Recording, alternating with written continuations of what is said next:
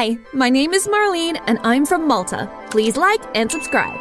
My family was extremely rich. Almost every person in the country worked for Dad's huge factory that produces diamond rings. I was born in a private hospital inside our mansion, and we have doctors who work only for us. I had golden hair and blue eyes, and everyone had heard about what a beauty I was. Every citizen gathered outside our mansion waiting for Dad to introduce me to them. I have no intention of showing my girl to those freaks. But honey, it would make them so happy. We are the richest people in the country. They want to see her. That's none of my business. They get paid for their work, and that's enough for them. Our daughter is not a painting in a museum that anyone can see. You went inside and ignored the crowd. Growing up, I had no idea about the outside world. All I knew about life was within the walls of our mansion, which was slowly becoming my prison. And to make it even worse, within the first few months of being born, knowing what inheritance I would get and how beautiful I'd be, many parents would knock on our door and ask my dad to reserve me for their sons and marry them when I turn 18. Seriously, what was I, a restaurant table to be reserved? But Dad thought differently. When I was 7, one day I was playing in my huge private playground when Dad approached me together with a friend and his 7-year-old son. Marlene, this is Kyle, your future husband. His father and I just became great partners, and when you marry Kyle, our partnership will only become stronger. I had no idea what he was talking about, but luckily Mom came in and saved the situation. Dear, I do not find this the appropriate moment to share our plans with our daughter. She has plenty of time. Then she took my hand and we went inside the house to start my French class, which I enjoyed. My teacher was a typical Parisian girl, and she always used to tell me beautiful things about Paris. I would love to go there, but Dad wouldn't let me go anywhere. I wasn't even allowed to watch the news. One day, when I was 12, I watched all the Storytime animated videos. And while waiting for them to upload to the next one, I decided to watch TV for the first time. I turned it on and I was shocked. Every news channel wasn't working. Instead, consecutive terrible videos of massacres worldwide were playing. 15 cars and 20 houses were burned down today by vandals who refused to obey the law. Wow! At that very moment, Dad was standing behind me. Do you see what's going on out there? You are safe only inside this house. You can eat anything you want. You have medical care. You have a private teacher. What else do you need? But I still would like to see what it's like outside the house. You and Mom are good people. Maybe there are more people like you. Nonsense. Everyone else beside your future husband is a terrible person. They will take advantage of your beauty and wealth. Now go back to your room. I have work to do. This situation was going too far. I was almost a grown-up at that point. I needed to try new things, but it was useless to ask to leave the house unless I was accompanied by my parents. The only times when I left the prison was when we'd go on a trip. When I was 14, Dad finally decided to take me to Paris, and the three of us flew to Paris on Dad's private jet. From the airport, we went straight to the luxurious suite that Dad had brought years ago. It was so beautiful. But right when I thought everything was finally getting better, Dad left and came back into the apartment with a young guy by his side. Marlene, you remember Kyle? I introduced you to about 7 years ago. He's your future husband, and guess what? He's studying in Paris right now, so I thought you two could finally get to know each other. Yes, Kyle was very handsome and probably a bright guy, but I didn't know him at all. Plus, I was too young. I wanted to enjoy life a little more before getting married. This time, I was fed up with Dad. I couldn't believe that he did this to me. He ruined the only dream I almost accomplished. Is this why we're in Paris? At least can we talk after I see the city? Absolutely. That's why I bought this apartment with a view from the Eiffel Tower. Come on, Kyle. Let's go talk business. They walked out of the flat and he locked me in. Oh no, I didn't come all this way to be locked in again. What was out there anyway? There should be a way out of this prison. I was in Paris. I wanted to see it. All of my fashion idols had their shops here. So I watched from the window and ensured that my parents had left. Luckily, the building was so luxurious that it had room service, and I called the hall. Hi, can you make me a tuna sandwich and bring it to the top floor? Yes, it's the only flat on the top floor. Thank you. Listen, bring an extra key, please. I forgot mine in the car. Thank you.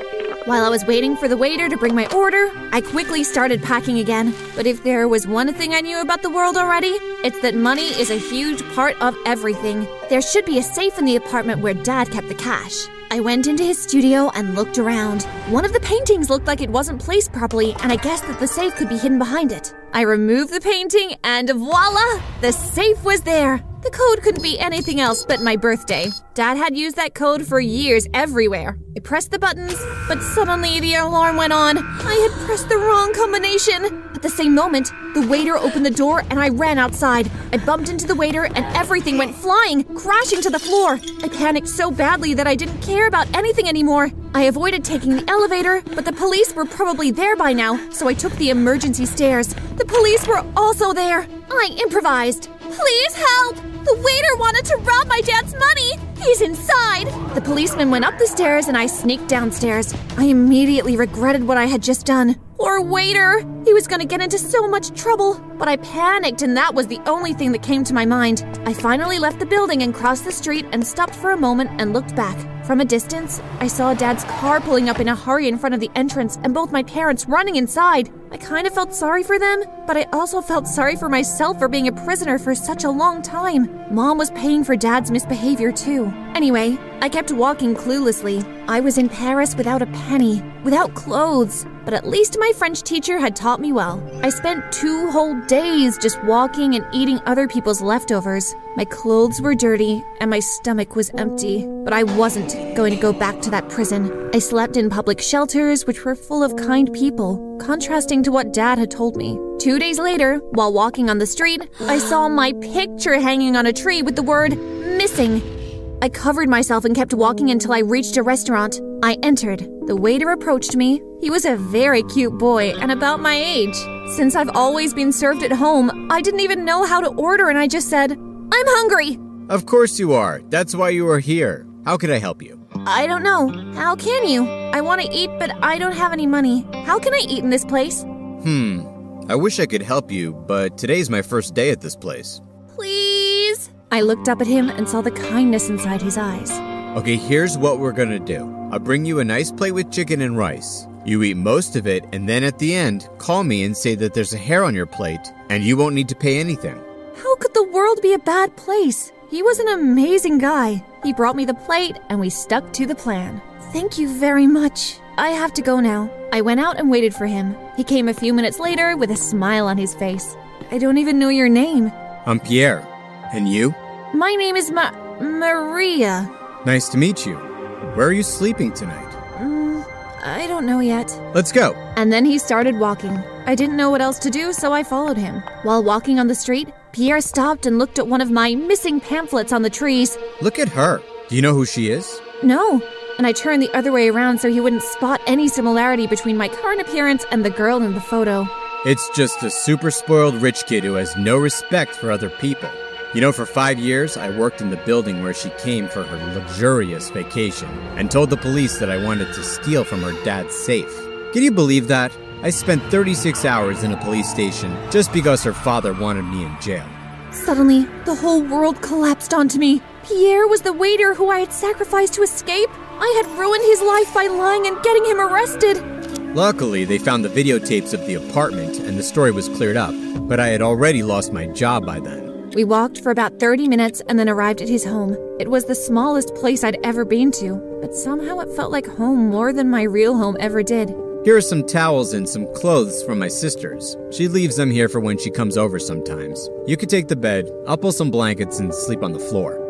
Wasn't he the cutest thing ever? Thank you very much for all of this. I went to the bathroom to take a shower and prepared myself for the possibility that when I returned, he would recognize me. So I prepared an "I'm sorry" speech in my head. But when I returned to the bedroom, Pierre was fully asleep. Then I slept too, like never before. But the next morning when I woke up, Pierre was gone. Suddenly, dozens of police officers smashed the door and barged in. Right behind them was Dad, and behind him, Pierre! Here, son. Here's the key to our apartment here in Paris. It is yours, cuz we're not coming back here anymore. Marlene, let's go. Pierre? Sorry, miss. I recognized you as soon as I saw you. It's time I got my revenge. No, please! Pierre, I'm sorry.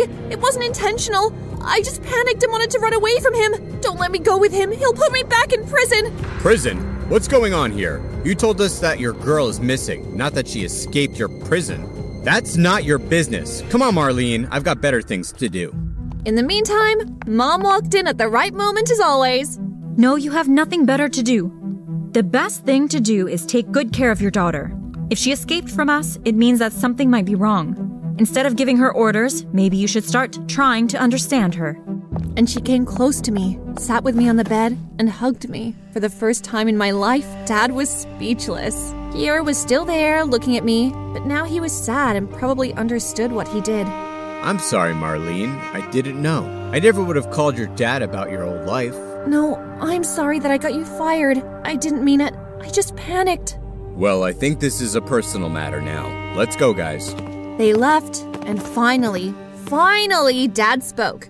My dear, as I've told you many times, you are the most beautiful creature in the world, and I've only been meaning to protect you. But apparently, I found the wrong way of doing it. You're right. You should be free to explore the world and your opportunities. Just so you know, I will always support you.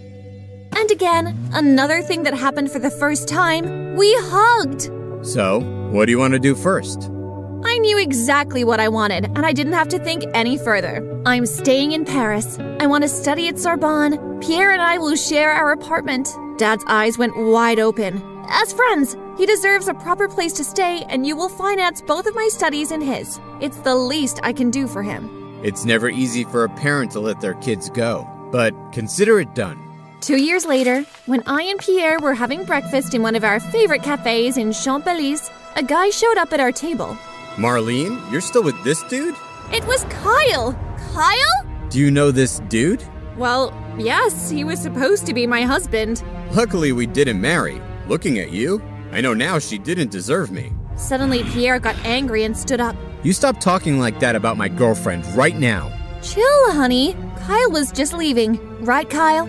I'm not going anywhere. I had had enough of him and threw my coffee in his face. Oops, je suis désolé. He started crying like a baby and left. What a wimp.